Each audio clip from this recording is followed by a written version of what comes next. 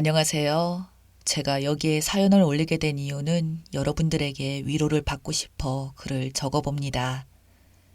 저는 44살이며 결혼한 지 10년이 되었어요.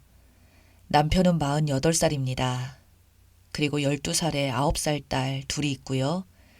쓰디쓴 아픈 기억 때문에 매일 술로 지새우던 남편은 막내딸의 말 한마디 때문에 술을 안 먹은 지 지금 1년이 되었네요. 그럼 2년 전에 있었던 저희 가족의 사연을 시작해 보도록 하겠습니다. 저희 집과 시댁집은 걸어서 10분 거리에 있었습니다. 그리고 친정집은 차로 40분은 가야 하는 거리입니다. 그러다 보니 아이들은 자연스럽게 시댁에 많이 놀러를 갔었고 걸어서 10분 거리이기 때문에 큰딸이 동생 잘 데리고 다니면서 할머니 집 다녀온다며 학교 끝나면 둘이 시댁집에 가 있었습니다. 그리고는 저녁에 남편 퇴근하면 항상 데리고 오는 시기였죠. 가끔 남편이 야근하는 경우에는 제가 데리러 갑니다. 매일 어머님 집에 가서는 할머니와 같이 노는 게 좋다며 자고 간다고 생떼 부린 적도 한두 번이 아니었고 그럴 때마다 저는 할머니 할아버지 힘드니까 쉬어야 한다면서 힘들게 데리고 오곤 했네요. 어머님께서는 살 날이 얼마 남지도 않았는데 아이들 한 번이라도 더 보면 좋다면서 아침에 학교 같이 가주겠다면서 가끔 저를 집으로 돌려보내기로 했습니다. 이 정도로 어머님께서는 저희 아이들을 너무 사랑해 주셨습니다.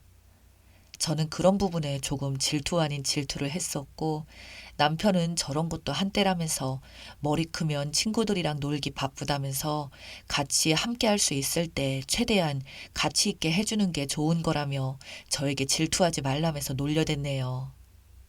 시댁과의 사이가 좋으니 주변 분들께서도 부럽다며 자기 시어머니는 아주 못 잡아먹어서 안달이라면서 학교 등교까지 해주는 저희 어머님을 같은 학교 학부모분들께서 부러워해 주셨습니다. 저도 그런 부분에 있어서 어깨가 올라가면서 어머님 자랑을 많이 하곤 했네요. 하지만 지금은 우리 아이들과 함께 놀아주지 못하게 되었습니다. 비가 주룩주룩 내리고 번개가 치던 날 할머니가 해주신 김치 부침개가 먹고 싶다면서 아침부터 쌩 난리를 친 아이들 때문에 비가 많이 오고 있으니 내일 가라고 저는 타일렀고 심통이 나서는 바로 큰딸이 어머님께 전화를 하더니 보고 싶다고 난리를 치길래 어머님께서 저희 집에 비바람을 다 맞으시면서 오셨습니다. 온몸이 다 젖은 상태에서 웃으면서 아이들을 안아줬고 들고 오신 물건은 김치 부침개를 하려고 만든 재료가 있었습니다. 그거 그냥 재료 섞어서 부치기만 하면 되니까 아이들 간식으로 줘라. 그거 먹고 싶다고 난리도 아니던데 내가 안 올 수 있겠니? 우리 이쁜 아가들 보려면 이 정도쯤이야 한 것도 아니다. 어머님, 그래도 비 많이 오는데 비 그치고 오시지. 그리고 이런 건 저도 만들 수 있는데 힘들게 만들어 오셨어요. 너는 집안일 하느라 바쁘잖니. 나는 집에서 하는 것도 없는데 이런 거 하면서 운동이다 생각하는 거란다. 걱정 말고 어서 애들 간식 만들어 주거라. 갈아입을 옷이랑 수건 좀 부탁하네. 그렇게 저는 어머님 갈아입으실 옷을 드렸고 아이들과 놀아주면서 행복해 하시는 모습에 저 또한 기분이 좋았습니다. 누구나 그렇지 가정이 화목하면 더 이상 바랄 게 뭐가 있겠습니까? 평생 이렇게 행복하게 살고 싶었습니다. 저녁이 되고 비가 그치자 아버님 식사 차려 드려야 한다며 일어난 어머님을 보고 우리 아이들은 같이 가겠다면서 양쪽으로 손을 꼭 잡았고 저는 오늘은 안 된다고 하면서 약간 언성을 높이면서 말했습니다. 그날따라 좀 피곤해 보이시는 어머님께서는 엄마 말 따르라면서 아이들을 잘 타이르셨고 그렇게 남편 퇴근 전에 들어가셨습니다. 최근 들어 많이 피곤해 보이시고 안색이 안 좋아 보이시는 어머님이 걱정되어 전화통화로 잘 들어가셨는지 확인하면서 어디 안 좋은 데 있으시냐고 물어봤지만 최근에 잠을 잘 못 자는 것 빼고는 괜찮다면서 걱정 말라는 말과 함께 끊었습니다. 그리고 다음날 아침에 남편 아침밥 차려주고 아이들 학교 보내고 밀린 집안일 끝내고 장을 보려고 집을 나섰습니다. 그리고 다음날 아침에 남편 아침밥 차려주고 아이들 학교 보내고 밀린 집안일을 끝내고 장을 보려고 집을 나섰습니다. 구르마를 끌며 동네 마트까지 들어서려 하는데 반대편에서 어머님을 봤고 어머님이 들어가신 곳은 사진관이었습니다. 사진관에는 무슨 일로 들어가시는 거지 생각하며 가보려고 하는 찰나에 마트에서 타임 세일을 외치기 시작했고 저 또한 아끼며 사는 주부였기 때문에 아줌마를 사이를 비집고 들어가 괜찮은 과일과 야채를 득템해 모두 카트에 넣었습니다. 그리고 장을 보고 구루마에 물건을 넣은 다음 사진관을 가보니 어머님께서는 벌써 다른 곳으로 가셨는지 보이지 않았고 그렇게 저는 나중에 통화해봐야겠다 생각하며 집으로 들어가고 있었습니다. 그리고 현관에 도착을 하고 비밀번호를 누르려고 하는데 도어록에 혈흔이 묻어 있었고 그걸 본 저는 경악하며 놀라 안절부절 못하고 있었습니다. 그런데 문이 정말 닫혀있는 상태가 아니어서 문틈으로 쳐다봤고 저희 집 안에서는 어머님께서 화장실에 웅크리고 있는 게 현관에서 보였습니다. 저는 보자마자 달려 들어갔고 화장실은 온통 붉었습니다. 어머님 왜 이러세요? 갑자기 이게 무슨 일이에요? 어디 다치신 거예요? 어머님 정신을 차려보세요. 뭘 그리 호들갑이냐. 그냥 피곤해서 그런 거지. 너무 신경 쓰지 말거라. 너희 집에 비밀번호 함부로 누르고 들어와서 미안하구나. 잠시 너희 집에서 누워있다 가야겠다. 남은 여보로 좀 줄 수 있겠니? 봉지도 좀 주거라. 옷 챙겨가야 되니까. 어머님 아무래도 병원에 가봐야 할 것 같아요. 일단 남편에게 전화할게요. 예, 그러지 말래도 괜찮다니까. 뭘 그렇게 난리냐. 빨리 옷 좀 주거라. 눕고 싶구나. 그렇게 어머님께서 다그치시자 저는 어쩔 수 없이 갈아입을 옷을 드렸고 검은 봉지에 어머님의 옷을 넣어드렸습니다. 힘들게 일어나서서는 작은 방에 누우셔서 미동조차 없이 가만히 계셨고 저는 너무 많은 생각과 동시에 걱정이 돼서 옆에서 자리를 지키고 있었습니다. 그리고 1시간 정도 돼서 힘겹게 몸을 일으켜 세우시더니 저에게 하시는 말씀에 눈물을 흘리고 말았습니다. 어미야, 내가 미안하구나. 이런 모습이나 보이고. 나이 먹으니 이제 정말 갈 때가 된 것 같구나. 그게 무슨 말씀이세요? 가긴 어딜 간다고 하시는 거예요. 당장 병원 가서 치료 받아요. 제발요. 살 날 얼마나 남았다고.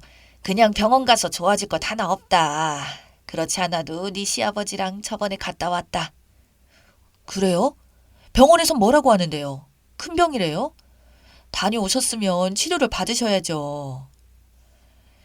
병원에서는 이미 늦었다고 하더라고. 위암 말기란다.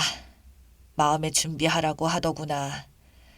그래서 아까 사진관도 다녀왔다. 다음 주에 나온다던데 잘 나왔으면 좋겠네. 뭐라고요? 위암 말기라고요? 그런데 왜 이런 얘기를 이제 하는 건데요? 아버님도 알고 계셨으면서 이런 일을 모른 척 하셨다는 거예요? 정말 너무하네요. 우린 한 가족이잖아요. 지금 당장 병원 가는 걸로 해요. 병원에서 더 이상 손 쓸 수도 없다고 하는데 뭘 병원에 간다고 하니. 그리고 내가 너한테 알리지 말라고 말했다. 좋을 거 하나 없는데 뭐하러 말하니. 어차피 세월 지나면 모두 다 가는 인생 좀 일찍 떠난다 생각하면 되는 거지. 호들갑 그만 떨어라. 이제 시험이 가야겠다. 절대 우리 아들한테는 말하지 말거라. 알겠니? 특히 아이들한테는 더욱더 말하면 안 된다. 그리고는 힘겹게 일어나셔서 집으로 가신다면서 나가셨습니다.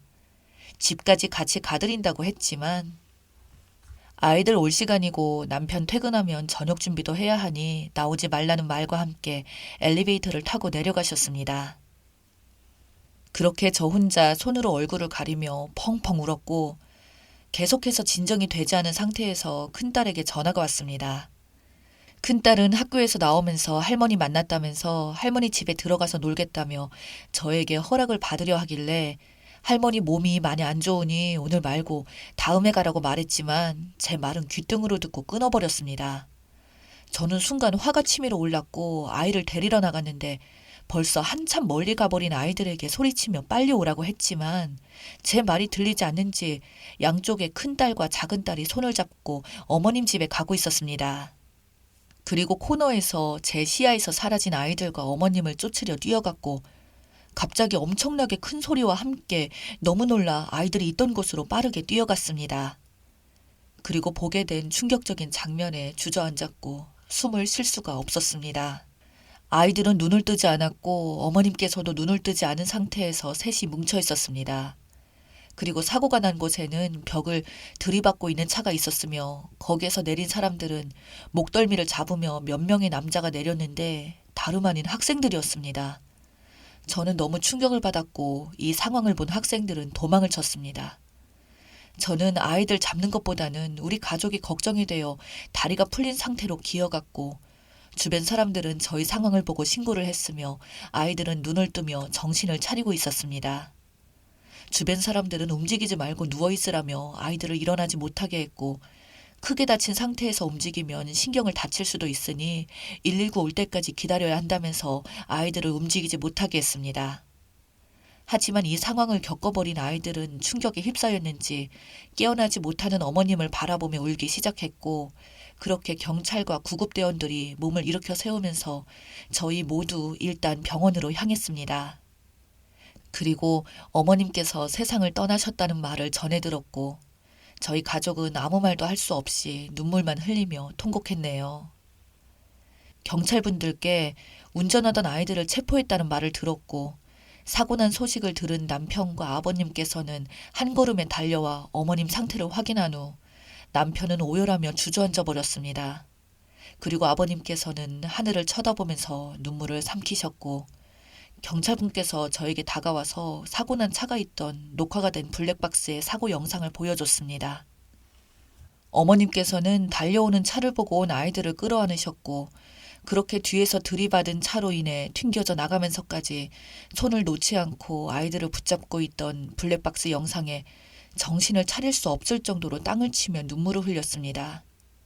사고를 낸 아이들은 학생이라는 명분 때문에 제대로 된 처벌을 받을 수 없었고 그저 부모님들만 오셔서는 죄송하다는 말뿐이었습니다. 그렇게 갑작스럽게 세상을 떠나버리신 어머님 때문에 남편은 매일같이 술을 마시며 영정사진을 끌어안은 채 거의 인생을 포기한 사람처럼 지내게 되었습니다. 아버님께서도 매일같이 술을 마셨고 이런 모습을 보며 아이들 또한 정신적으로도 많이 힘들어 보였습니다. 그런데 당시 8살이었던 막내딸이 남편에게 할머니가 하늘에서 이런 모습 보면 좋아하지 않으실 거라고 우리 이렇게 그냥 놔두면 할머니 슬퍼할 거라는 말을 하면서 남편은 딸의 한마디 말에 아빠가 미안하다면서 아이들을 끌어안으며 그때 이후로 술을 입에 대지 않게 되었네요. 지금은 어느 정도 정신적으로 모두 회복이 된 상태이지만 막내딸이 가끔 맛있는 거 먹을 때나 바람 쐬러 나가면 할머니가 있었으면 정말 좋았겠다면서 내뱉은 말에 눈시울이 붉어졌네요. 그만큼 저희를 많이 사랑해 주셨던 어머님, 하늘에서 잘 지내고 계시죠? 그동안 제가 잘 못해드려서 정말 죄송해요. 그리고 우리 아이들 지켜주셔서 정말 감사해요. 지금 아이들은 아픈 곳 없이 잘 크고 있어요. 모두 어머님 덕분이에요. 아낌없이 사랑해 주셔서 이렇게 바르게 잘 크고 있네요. 아버님은 걱정하지 마세요. 지금은 저희랑 함께 지내고 있어요.